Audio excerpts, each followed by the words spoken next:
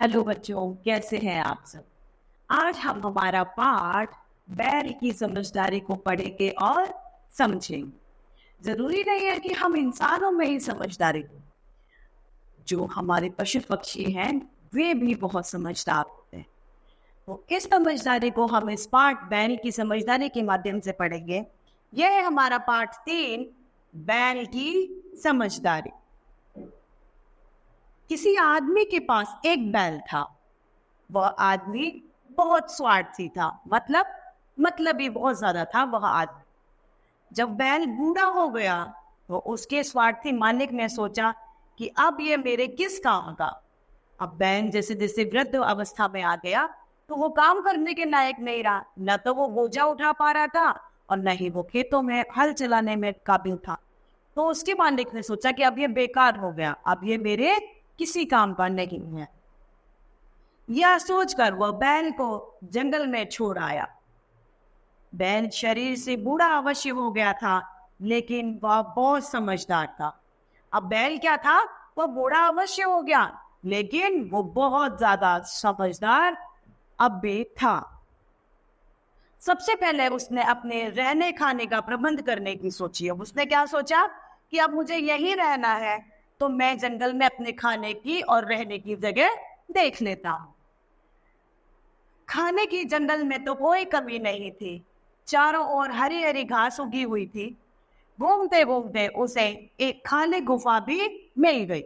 अब क्या हुआ, जंगल में तो हरियाली ही हरियाली थी, उसे खाने की वहां पे चारे की कोई समस्या नहीं हुई, लेकिन रहने के लिए उसे दिक्कत थी। तो उसने एक गुफा को तलाश कर लिया और उसे एक खाली गुफा मिल जाती है।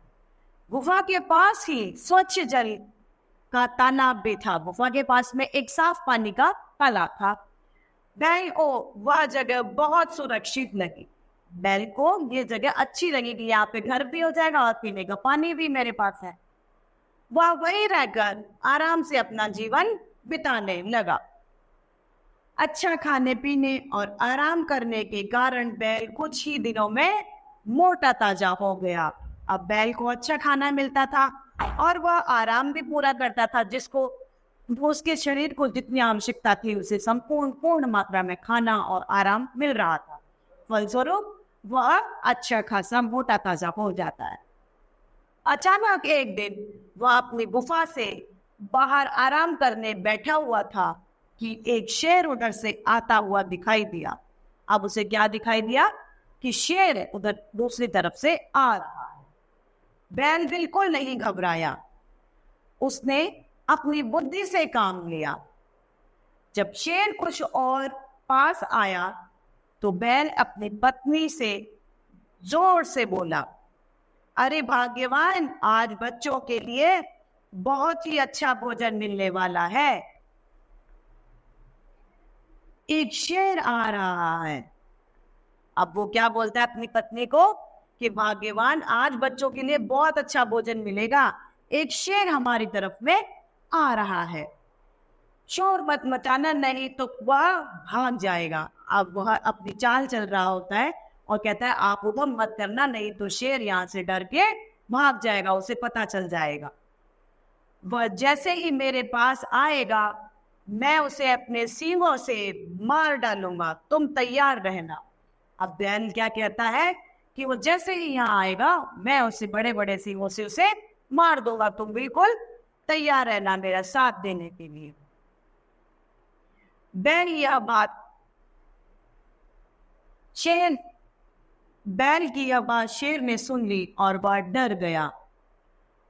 उसने समझा कि वह कोई खतरनाक जानवर है। वह यहाँ से भाग खड़ा हुआ। अब बैल ने क्या किया, अपनी चालाकी चलते हुए उसे ये संपूर्ण कहानी सुन दी और शेर घबरा गया और शेर वहां से भाग गया कि कहीं ये कोई बड़ा जानवर मुझे मार ना दे। शेर जब घबराया हुआ भागा जा रहा था तो एक सियार ने उसे देखा। वनराज को इस तरह भागते हुए उससे रहा न गया।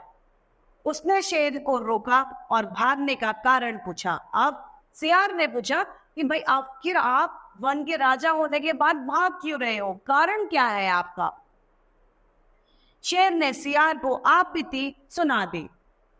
सारी बात सुनकर सियार हंस पड़ा। अब क्या हुआ, शेर ने सारी बात अपनी उसको सुना दी कि इस तरीके से एक आवाज आ रही थी और वो ऐसे ऐसे कह रहा था। अब सियार उसके ऊपर हंसने लगा।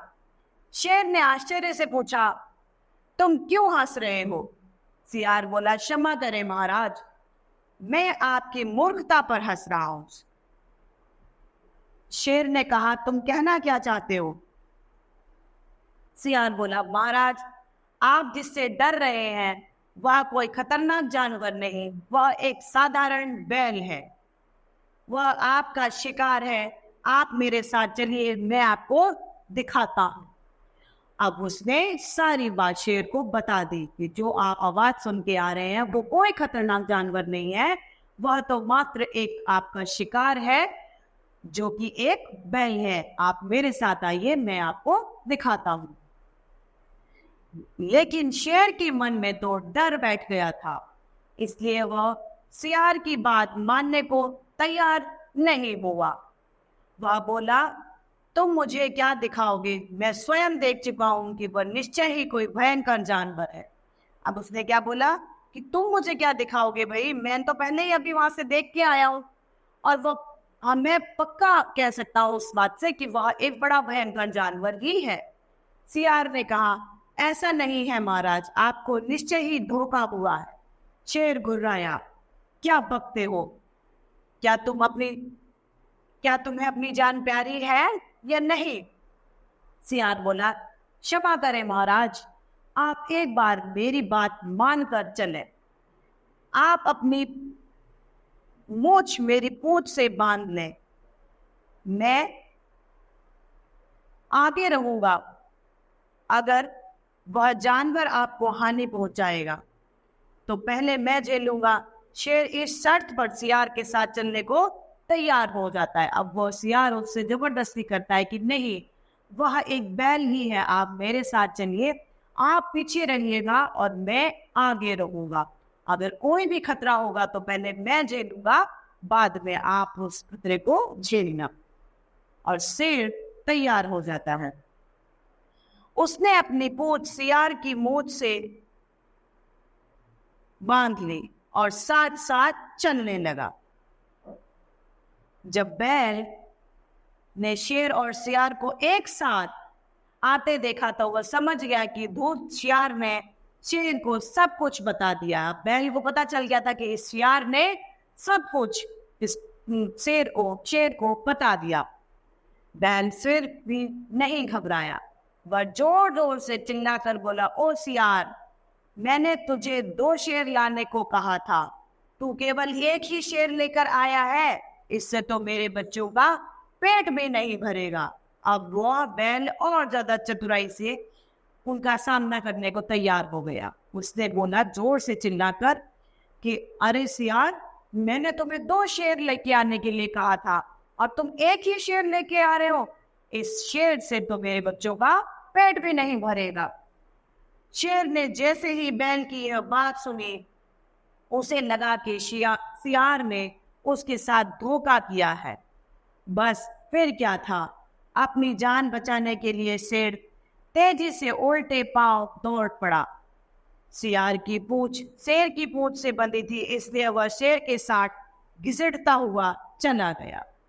अब जैसे ही शेर ने ये सुना तो शेर को लगा कि सियार मेरे साथ धोखा कर रहा है और वह दबे पांव भागने को तैयार हो गया। जैसे ही वो भागा, उन दोनों की पूंछें आपस में बंधी हुई थी।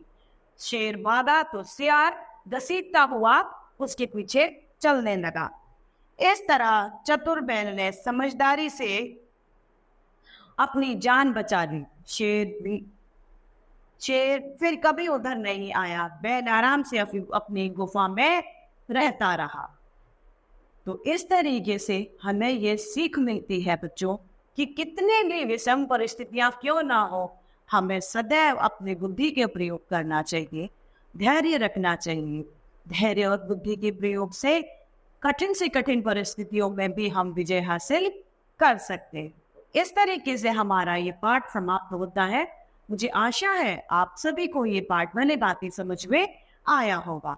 तो आज के लिए इतना ही, फिर मिलते हैं। धन्यवाद।